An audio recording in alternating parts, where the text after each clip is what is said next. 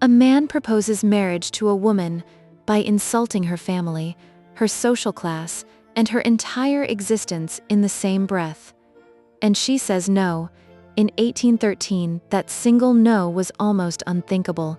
She had no money of her own, no job, no real future, unless a man chose her. And she turned down one of the richest bachelors in England anyway.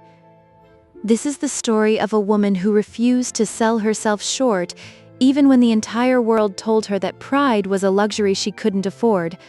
This is Pride and Prejudice. Jane Austen wrote this novel in the English countryside, in a world most of us would find suffocating. It's the early 1800s. Women could not inherit property in most families. A woman's entire security in life, her home, her food, her future, depended on marrying well. Austen herself never married. She watched this system from the outside, and she wrote about it with a scalpel, not a love letter. At the center of her story is Elizabeth Bennet, sharp-tongued, clever, the second of 5 daughters in a family with no sons, which means, under the law, their home will pass to a distant cousin the moment their father dies. Her mother's single obsession is getting her daughters married before that happens. Elizabeth's obsession is different. She wants to marry for respect, maybe even love. In a world built to punish that choice, that ambition is dangerous. The story begins with an arrival. A wealthy young man named Mr. Bingley rents the estate near the Bennet family home, and he brings with him his friend, Mr. Fitzwilliam Darcy. Darcy is richer, colder, and instantly disliked. At their first meeting, at a public ball, Darcy refuses to dance with Elizabeth and is overheard saying she is not handsome enough to tempt him. Elizabeth laughs it off in public, privately. It plants a seed. From that night on, she decides Darcy is arrogant, cruel, and beneath her respect, and everything that happens next seems to confirm it. A charming officer named Wickham arrives in town and tells Elizabeth a story, that Darcy cheated him out of an inheritance he was promised. Elizabeth believes him instantly. Why wouldn't she? It fits exactly what she already thinks she knows. Meanwhile, Darcy is fighting something he didn't expect. He's falling for her. Not for her fortune, because she has none. Not for her connections, because her family embarrasses him constantly. He's falling for her mind, her wit, the fact that she is the only woman in the room who has never flattered him.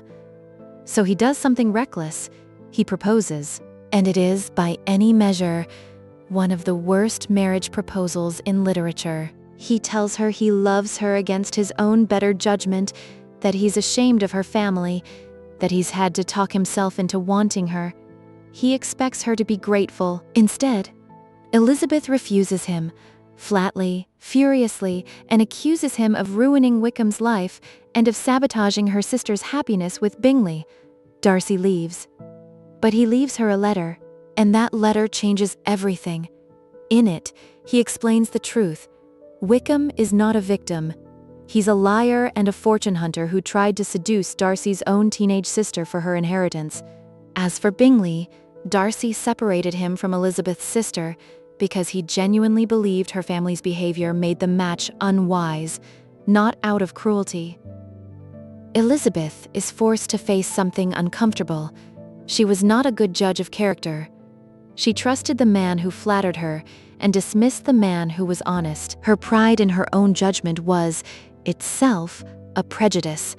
The turning point isn't a kiss, it's a scandal.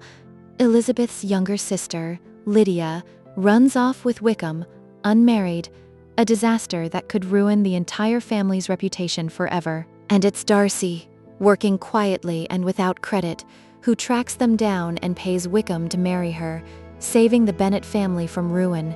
He does this expecting nothing in return. He does this after being rejected. He does this because he loves her. When Elizabeth finds out, everything she thought she understood about him collapses. The proud, cold man was never actually proud in the way she assumed. He was private and decent and willing to sacrifice his own comfort for people who despised him. When he proposes a second time, it isn't reckless. It's quiet. It's equal.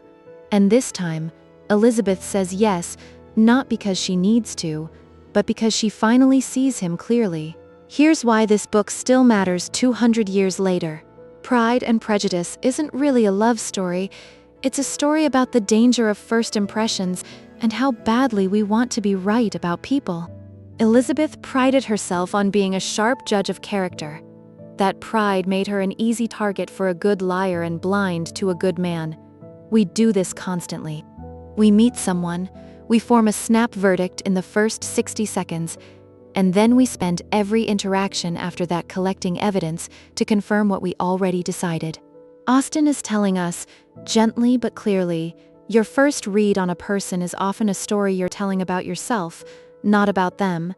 The people who deserve your respect rarely announce themselves, and the smoothest talkers usually have the most to hide.